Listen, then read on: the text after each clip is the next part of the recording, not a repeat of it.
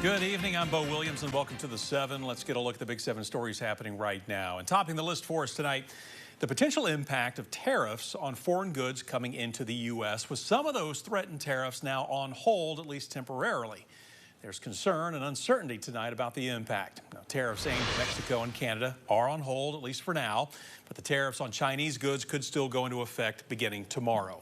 With Tennessee importing motor vehicle parts from Mexico, Canada, and China, local car repair companies say we could feel the impact of these tariffs. A local auto repair shop says it hasn't seen a change yet. However, they do say customers could see an increase in pricing once the tariffs are implemented.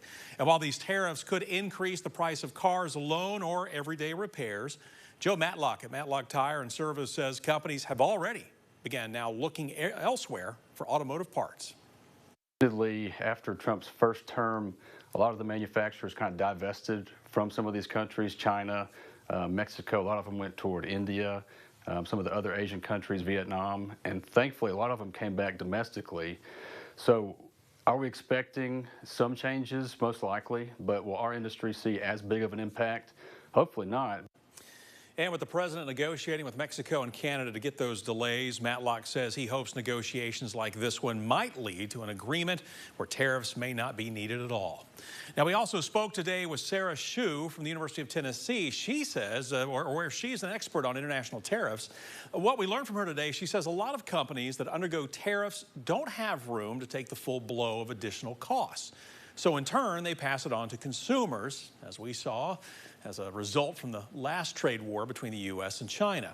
Shu says families now might have to make some sacrifices and substitute some types of goods for others. And she says usually when a tariff is placed on one party, the other party will respond back with a tariff as well.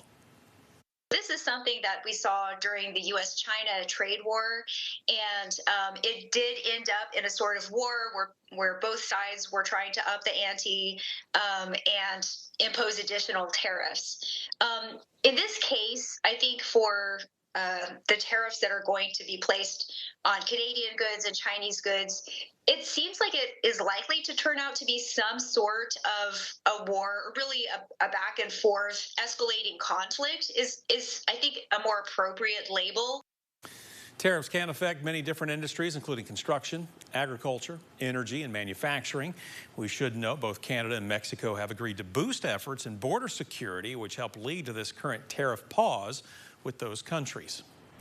Big answers now in a deadly wreck. 60-year-old Salvatore Barcelona died in a crash that happened at around 6 last night along Brushy Valley Road near Mountain View and Pumpkin Hollow Roads. Tennessee Highway Patrol, along with the Anderson County Sheriff's Office, investigated. According to the THP report, Barcelona crossed the double yellow line, hitting another vehicle. The driver of that car was not hurt. THP says that person was wearing a seatbelt. The man who died was not. Knoxville Police Department sharing today that a man has now been charged in connection with a shooting that happened earlier this weekend. 47-year-old Benjamin Shuttlesworth has now been charged with attempted first-degree murder following an investigation into a shooting along Hawthorne Avenue, that's south of downtown. This happened just after 9:30 Saturday morning. KPD responded to reports of gunshots in the 200 block of Hawthorne. Now, they were told the suspects left the scene in a dark-colored Cadillac sedan. Officers were able to quickly find the vehicle, pulling it over and detaining Shuttlesworth along with 2 other passengers. They then carried out a search that turned up 4 loaded handguns, one of which was reported stolen in Pennsylvania, and a loaded shotgun that was left in the middle of Hawthorne Avenue.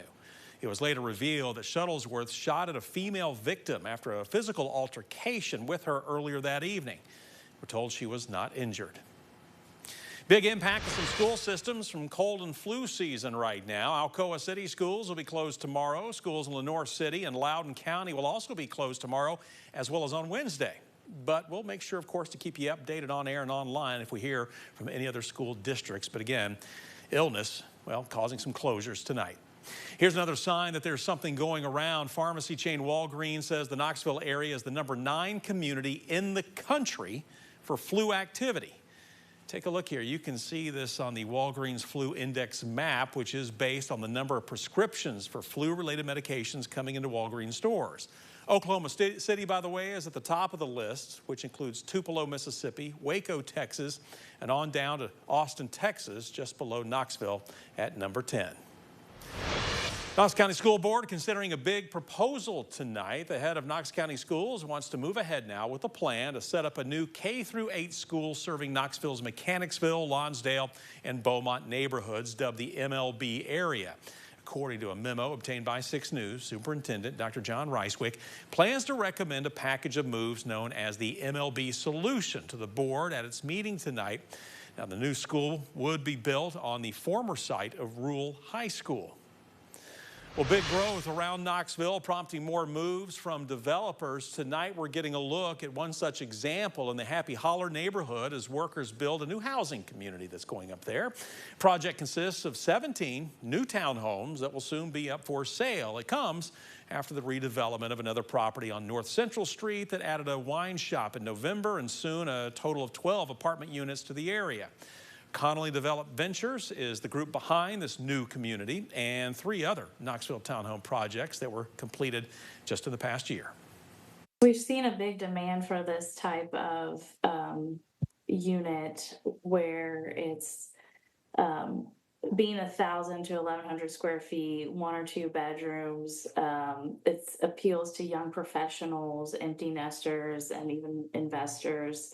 Seems to be a gap in the demand right now. And so, especially in these urban neighborhoods where walkability is a factor. Townhomes are expected to be completed in the summer, and contracts will be accepted starting in March. And we're wrapping up our list tonight with a local mayor's take on state aid to help in the wake of Hurricane Helene. You know, last week, lawmakers in the Tennessee General Assembly's special session passed an aid package with $400 million in disaster relief for Helene victims. Cocke County Mayor Rob Mathis applauds state lawmakers for passing those bills. He believes each will have a positive impact on residents in his area who are still feeling the effects. Our match for the FEMA funding for the recovery capital costs and some other things from 12.5% down to 5%. So let's say we're about $150 million in damages, but let's say just for the sake of the math, if it's $100 million, for every $100 million, that's taken us from having to pay out $12.5 million out of pocket to $5 million. So that's saving $6.5 million. So, you know, we're probably in the neighborhood of, assuming everything goes well and we get all the projects approved, approximately $10 million in savings to the county. That is huge. You know, Mayor Mathis went on to say he speaks with Governor Lee's team frequently to give them updates on relief efforts.